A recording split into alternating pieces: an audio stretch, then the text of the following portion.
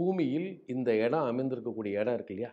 இந்த இடத்தினுடைய அச்சாம்ச, ரேகாம்சத்திற்கு தக்கவாறு கிரகங்களுடைய பார்வை அல்லது சேர்க்கை, இதுதான் அந்த சம்பவத்துக்கு காரணம். கிரகம் ஒரு இடத்துல நிக்க போறதில்ல.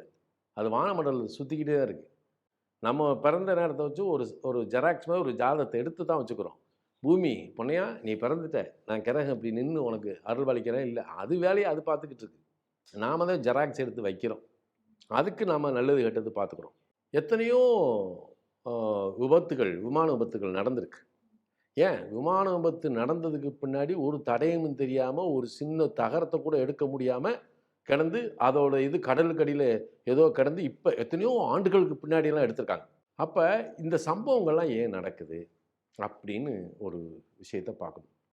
தனி மனிதனுடைய ஜாதகம் அங்க வேலை செய்யல. அப்ப கிரகங்களுடைய நகர்வு, சுழற்சி, பார்வை, சேர்க்கை இதான் காரணம்.